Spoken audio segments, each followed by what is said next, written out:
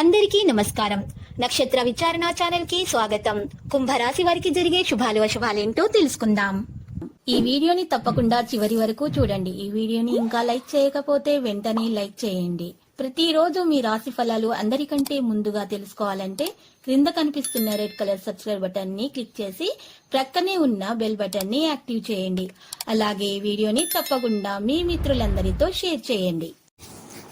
ఈరోజు మీరు అందమైన స్త్రీతో జాలిక గడుపుతారు మరియు ఆ అందమైన స్త్రీ వల్ల ఆకస్మికంగా ధనలాభం పొందే అవకాశాలు కూడా ఉన్నాయి. ఈరోజు మతపరమైన ప్రదేశాల్లో సమయము మీకు ఈరోజు మీకు గడిచే విధంగా ఉంది. అధ్యయనాల్లో పిల్లలకు మార్గనిర్దేశనం చేయడం చాలా ముఖ్యం. కొత్త నిర్ణయాలు చేయాల్సి వస్తుంది. ఆన్లైన్లో శ్రద్ధ పెట్టడం ద్వారా మీకు మేలు కలుగుతుంది. మీకు ఈరోజు ఆరోగ్య విషయాల్లో కొలెస్ట్రాల్ని తగ్గించేటటువంటి విధంగా మీరు ఈరోజు ఆహారం తీసుకోవడం ప్రారంభించాలి. మీకు దానివల్ల మీకు ఈరోజు మరి ఎక్కువగా సమస్యలు అనారోగ్య సమస్యలు పెరిగే సూచనలు అయితే కనిపిస్తున్నాయి. మరి ఈరోజు మీరు నూనెలో వేయించిన ఆహార పదార్థాలను ఈ రోజు నుండి నివారించాలి. ఎక్కువగా సేకరించకూడదు.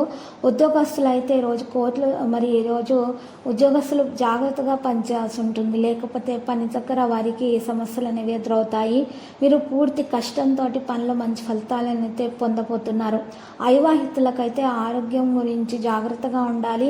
వారికి ఈరోజు కాలుష్యం వల్ల వాతావరణం వల్ల ప్రస్తుత వాతావరణం వల్ల చర్మ సంబంధిత సమస్యలు మరియు ఎలర్జీ వంటి సమస్యలు పెరిగేటటువంటి సూచనలు అయితే కనిపిస్తున్నాయి. మరి గొంతుకు సంబంధించిన సమస్యలు కూడా మరి ఈరోజు పెరిగేటటువంటి సూచనలు అయితే కనిపిస్తున్నాయి. మీరు మాత్రం అహం మరియు కోపాన్ని ఈరోజు అదుపులో ఉంచుకొని మీ ప్రేమికులతో లేదా ప్రేమికుడితో మాట్లాడాల్సి వస్తుంది. లేకపోతే గొడవలైనటువంటి సూచనలు ఎక్కువగానే కనిపిస్తున్నాయి. లక్కీ సంఖ్య లక్కీ కలర్ అయితే రేగు. పరిహారంలో ఈరోజు శ్రీ వెంకటేశ్వర స్వామి ఆలయ దర్శనం చేసుకోండి. ఓం నమో వెంకటేశ అని 108 సార్లు జపించటం వలన మీకు శుభప్రదంగా ఉంటుందా.